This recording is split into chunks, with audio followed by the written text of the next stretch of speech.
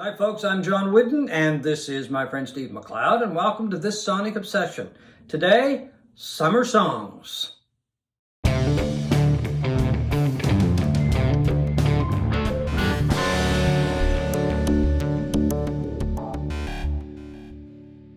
Today we're going to talk about songs that make us feel like summer, summery songs, give us that summer feeling, maybe remember a summer or something that happened in a summer. Our favorite summer songs. Our favorite summer songs, yeah. So anyway, I'm going to pass it over to you. Yeah, before we do, I just want to sort of set the groundwork. Okay. Is it possible to have a summer song that didn't come from your formative years, like your teen years, or...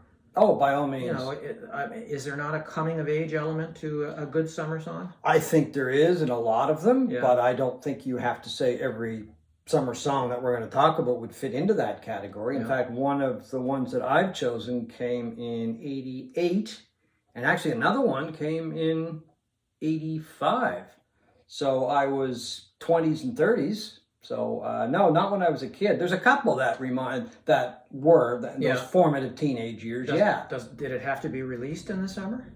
No, I don't think so. Because I mean, you could get a song that was released in, in the spring, and maybe it didn't even take off. All right, then what are the characteristics of a good summer song? I think a summer song is one that makes you feel good. It kind of gives you good memories about the summer. Or something about the sunshine, that kind of thing. Really a feel-good song in many respects, yeah.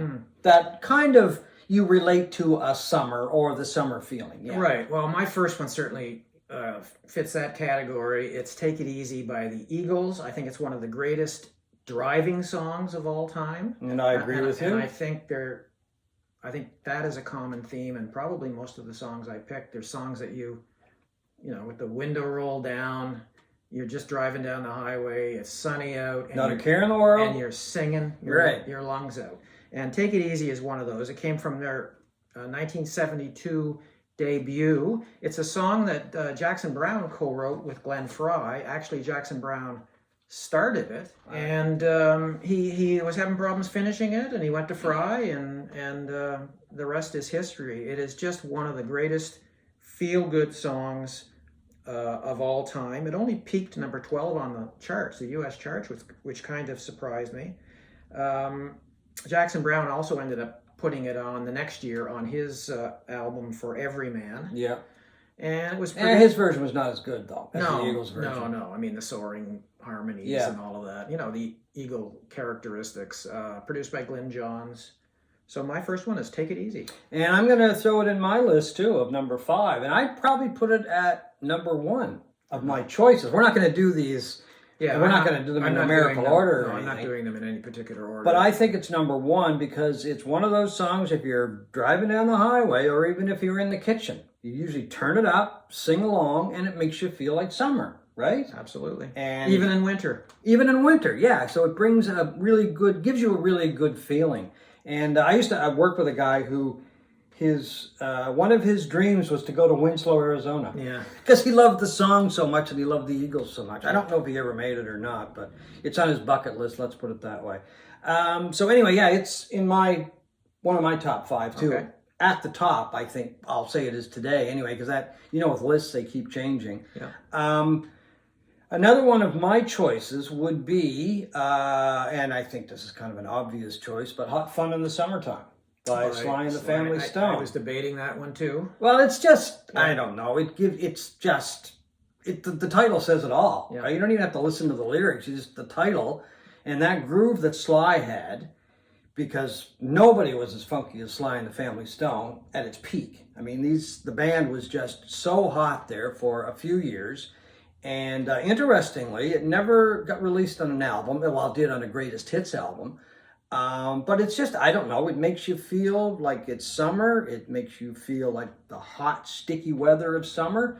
And it's just funk from the opening bar to the closing notes. It certainly has an inner city feel. Oh, yeah. More, though, than somebody like the Eagles or something like that. You just get the picture of kids in the inner city with the fire hydrants wide open and the water spraying everywhere, and just being baked on the pavement. Yeah, I mean, it was one of Sly's best songs. I mean, Sly had a lot of great songs. So that would be my first choice after Take It Easy. All right, my next choice is Born to Run from, obviously, Springsteen's 1975 album of the same title. This one came out in August of 75, I believe. 75 was a really good year for me. It was just a really fun, warm summer. I just finished my second year of university, and this song makes me think, and another song on my list makes me think of that summer and sitting at 1 o'clock in the morning above a lake nearby where we lived and taking a few herbal supplements to kind of add to the ambience. And just fantastic song. And it was the first Springsteen album I'd ever heard, and lyrically it just blew me away. Baby, this town rips the bones from your back. It's a death trap, a suicide rap. Yeah. But tramps like us were born to run. The whole idea of escaping. Yeah. It's another great driving Well, that's the song. other, I was just going to say, if that comes on the radio, or if you're in the car, and whether you've got a streaming service or whatever, but if it comes on, or if you've got a CD and you don't turn it up on a hot summer afternoon, if you're out for a drive, or even during the winter as far as that goes, then you really don't appreciate the song, I don't think, because I always crank it every time I hear it, especially on the radio. But it's not a celebratory song. That's what the difference of this song from a lot of other songs on the list. These people aren't celebrating their lives. They're trying to escape it. Yeah. They're trying to get the hell out of this loser town and get in the Chevy with the Hemi and all of that stuff and split. And but the music is just driving great celebratory music in that sense, but even though lyrically it's not quite a celebration. But Born to Run. Okay, another one from my list would be not one that kind of jumps out at you if you're listening to it on the radio, but it kind of weaves in, and it just, I don't know, you can't help but sing along with it. You can't help but think of summer. You can't help, in my life anyway, think back on summers, because that's really what it is. It's all about. It's a song that kind of brings back reflections, and that's Boys of Summer by Don Henley, which is on my list. I thought it might be on your list. Well, actually, I knew it was on your list, but anyway, it's kind of interesting that we have the Eagles and we also have Don Henley. But I just love that song, and I mean, I think one of the things that I really like about the song is the guitar work of Mike Campbell from Tom Petty and the Heartbreakers. He just makes that song so original sounding. And every time I hear it, I'm thinking back to past summers and things that I did, maybe things that I didn't do, And that's really what that song is all about. I don't jump up and down when I hear it. No. I just kind of sit back and go, oh, gee. It's very evocative. Very evocative. The lyrics are good as well. Deadhead sticker on a Cadillac is one of probably the most memorable lines in the history of rock music, right? And co-written by Mike Campbell. Right, yeah. And produced by, who was this produced by? Don Henley, Danny Korchmar, Campbell, and Greg Ladany? I think it's Greg Ladany, yeah. Yeah, but that whole gang from L.A., right? They all used to hang out together. It's a great album, too, but just a great single. Lead-off single from Building the Perfect Beast, which I think I have here on CD. Which I think is his best solo work. Yeah. And I still think that the Eagles' first album is their best album. My favorite Eagles album, anyway. Hotel California might sneak in there from time to time, but that's the one that I would take to a desert island anyway. Because Peaceful Easy Feeling almost made this list too. Because I find that's a really nice summer song. Just if you're kind of laying around, taking it easy, Well, taking it easy. No, I'm not playing on words here. It's just, I don't know, it gives you that really good feeling of a summer. But anyway, I limited it to one Eagles song. Well, I didn't. Oh, really? No, I have another Eagles song. Again, it comes from the summer of 75, and it really is the song that characterizes that summer for me. I was in the woods in New Brunswick, planting trees, living in a cabin, again, taking herbal supplements. And they were illegal at the time, we might add. And it was just one of those great summer things. And it is One of These Nights, which from the title. Now, once again, another great song. And again, it just has that evocative sound that when I hear that, I am transported immediately back to that summer. Yeah. And once again, not a song that you're going to, jump up and down about or crank up or that kind of thing. It just kind of brings back memories, and I love the song too. I mean, it always made me feel good. Let's put it that way. But as I say, not a song that would get me all worked up. But anyway, so my next choice I think we've blown this list up. It's sort of going all over the place now, but that's okay. That's fine. That's the way it is. My next choice is from Little Feat's "Let It Roll," and I mean I love Little Feat. I think everybody knows that who watches our channel. But this is it's the title track from this CD, and it's interesting because Lowell George had he had passed away. Craig Fuller stepped in and was helping out the band. And anyway, Let It Roll is another one of those songs. When you hear the opening, especially on the radio, it's like, oh my God. And you got to crank it up and maybe drive a little faster and just really get into the song. But one of the reasons that I really like this as a summer song is because 2 years after that came out, a couple of buddies of mine and I went to Old Orchard Beach in Maine to see them, the band. And it was just one of those incredible evenings. Beautiful summer night, back from the beach. It was in a ball field. It was Little Feat, and John Hyatt was supposed to open, but he canceled at the last minute. But they hit it that night. I can still remember watching Richie Hayward, one of the great unsung drummers in rock and roll, just pounding the drums and having a great time. And Fuller did a magnificent job of singing that song and also singing some of the other songs that Lowell George did. But one of the other things that makes me feel really good about it is before the show, we had got an invitation to a little thing from the record company. And Bill Payne, the piano player, one of the great piano players in rock and roll, not just Little Feat, but so many sessions that he did, he was talking to us and he said, where are you from? And I said, I'm from Nova Scotia. And at the time I lived in Wolfville. And he said, geez, thanks for coming all the way. He said, why are you here? I said, we came to see you. And he's like, oh, he said, really? He said, you drove that far? And I went, oh yeah, Bill. I said, I've been a Little Feat fan for years. So he left. He thought that was great. He was just amazed that we would drive about 10 hours to see a band. So he left, and every day I was talking to other people in the band. There was a whole bunch of people. And he came back just before the show, and he walked up to me and he said, did you really drive all the way from Nova Scotia to see us? And I went, yeah, Bill. I said, you guys are just incredible. And he went, thank you very much. He said, that's amazing. And he walked off, and they just put on one hell of a show. I saw them after that. They were still really good, but not like that night. They just cooked. Maybe he thought you were driving a donkey cart or something. I don't know. But he was just a very, very, well, they were all wonderful in the band. You got a chance to talk to them all. But he was just very gracious about it. And it was a beautiful night in Maine, near Old Orchard Beach, as I said, near the beach. So it just brings back really good memories of a wonderful concert and wonderful people. So that's why, one of the reasons it made my list, but I loved it before that. Okay, this one was sort of in a kind of an honorable mention category, but I think the more I think about it, it has to be on this list. And it's Summer in the City by Lovin Spoonful. I almost chose that. Yeah. Released in July of 1966, written by John Sebastian, Mark Sebastian, who I assume was his brother. I think it was his brother, yeah. And Steve Boone from the album Hums of the Lovin Spoonful.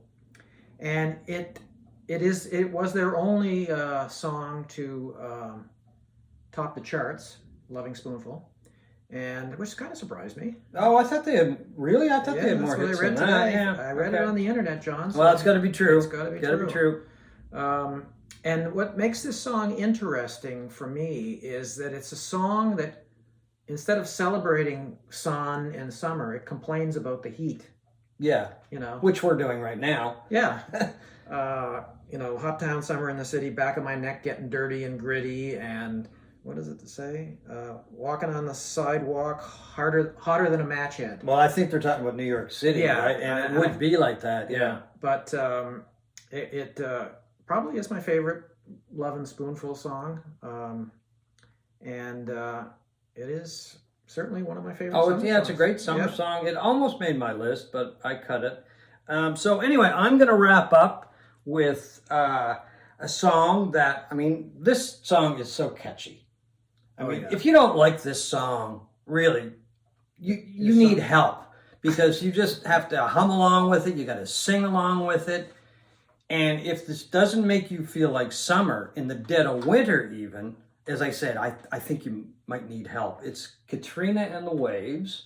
And the song, of course, is Walking on Sunshine. Yeah. And one of the great one-hit wonders probably of all time. Yeah, I think they had another one that was a semi-hit, but that's the one that just jumps out, right? Yeah. And just before that song, it was just starting to take off, and they played in Halifax. Here. I do remember that. Yeah, and I got a chance, well, it was taking off at the time, and I got a chance to meet them. And I don't think I ever met such a group of happy people. Sunny people. In a rock band. And I remember talking about that. I said, you guys are talking about Walking on Sunshine, and you're all very, very happy about, well, not only happy about the song taking off, but you just seem like you're really happy together, and, you know, you're having a good time. And they were like that. Yeah. Kimberly Rue was not in on the interview. I didn't get a chance to meet him. But of course, he played with a band in the Soft Boys with Robin Hitchcock, who I know that you really like. Well, I like Robin Hitchcock as well. But I did a little reading about this song, and I found out that, and I thought this was very interesting. In 2015, the song BMG Rights Management paid £10 million for the song, along with the songs from the group that were written by Kimberly Rue and the other members in the band. And the band kept the song's publishing rights, and the royalties that are typically given to the songwriter, who was Kimberly Rue, have been divided among the band members. They must have made a lot of money. They have made a lot of money. Yeah, because it's been used in advertisements. And very lucrative. Yeah. I'm not really sure, but it has been, a former employee of EMI said the song was the crown jewel in EMI's catalog. Wow. And it ranked among EMI's highest earners from advertisements. EMI's got a vast catalog. And so we're talking of millions and millions here, probably. Right. But anyway, I thought that was kind of interesting that they kept it as a group thing and not just Kimberly Rue, because that doesn't happen very often. No. But anyway, once again, song makes me feel good simply because of the song, but I remember meeting them, and they were just a wonderful group of people, you know, very, very down to earth, and so happy that their song was doing well. I'm going to cheat. This is my sixth pick. Okay. But I've got it here, and this is the one I sort of pulled for Summer in the City, and it's How Do You Not Have Alice Cooper's Schools Well, Out? That's true, yeah. Released on June 30th, 1972, was it? 1971. No, that was 72. 72. You know, produced by Bob Ezrin, Canadian producer. Sold a gazillion copies of this album. And everybody sang it when school got out. Yeah, you know. I mean, I was still in school in 72, so. Well, I was too. You were just wrapping up, I think, weren't you? Or had you? No, I was about to go.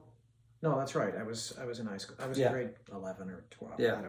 I don't know, John. You can't remember, because I think it was all those herbal substances that you were having with those other songs. Yeah. Anyway, those are some of the songs that, I mean, there's lots of other songs, but we just chose 5 for different reasons that really made an impact on us when it came to summer.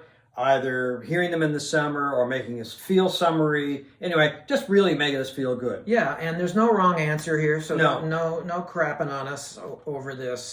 They're personal choices. Everybody has their own favorite summer songs, and usually it is linked to a coming of age. And yeah, I mean, I could throw in times in your life that you're really nostalgic for. Yeah, I mean, I could throw in other songs. Like I Saw the Light that came out in the spring one year, but it became a big hit over the summer. Indian Lake by the Cowsills. I loved that song when I was younger, especially because it'd be on the radio when you were heading for the lake or something, right? Yep. So anyway, all kinds of songs. But anyway, we kind of hope this may have stirred up some memories for all of you, and you've enjoyed our reminiscing about the songs of summer.